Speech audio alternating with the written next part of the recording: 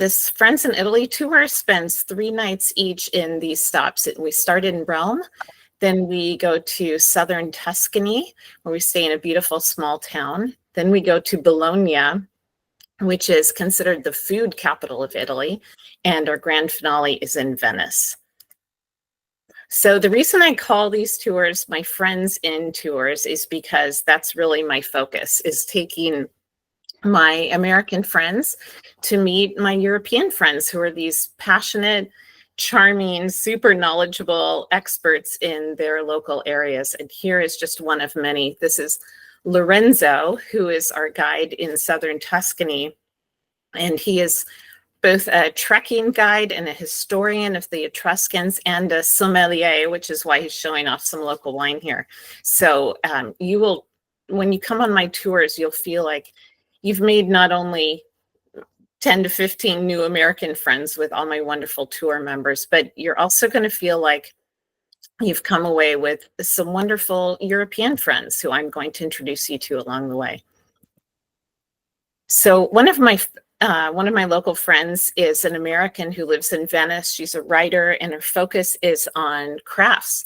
So she takes us on this wonderful artisan tour in Venice. And this is one of the highlights of the tour. So this is one of the craftspeople we meet. This is Paolo. He makes the oarlocks for the gondolas. So he invited us into his cluttered, tiny workshop. And he was just so charming and taught us about his craft of making these oarlocks and the oars for the gondolas. And then we met this charming woman, Daniela, who doesn't normally invite tourists into her shop, but she becomes a friend because she knows my friend, and she makes custom shoes. So we got to go into her workshop in her studio and see her making these gorgeous custom shoes for her customers.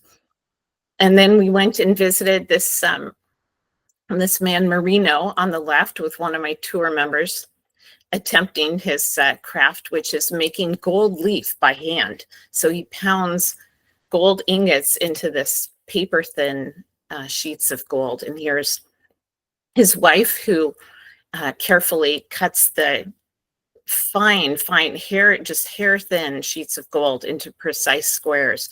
And that's not someplace a tourist would normally get to go. But since I have these wonderful friends, we get invited in. So another of my local friends is this gentleman in the red sweatshirt. And here's my group. I'm talking with him about halfway up the side of Mount Belvedere in the Apennines, which we visit on a day trip from Bologna. And Massimo is just this amazing, sweet man who is an expert in World War II battles in the Dolomites. Or I'm sorry, in the Apennines. And so he led us on the same hike that the Allied soldiers made up this mountain in 1945, where the Allies finally broke through the Nazis' line. And what was so touching and moving for everyone was feeling like they were in those soldiers' footsteps, because at each step, Massimo had collected memories, firsthand memories from soldiers and resistance fighters and citizens that he had us take turns reading out loud. And despite the rain, we made it to the top of Mount Belvedere, just like the Allied soldiers had successfully in 1945. So just meeting these locals and hearing about their expertise and their passion, and being such a small group that could bond like this over our fantastic dinners and get to know these local friends really felt special.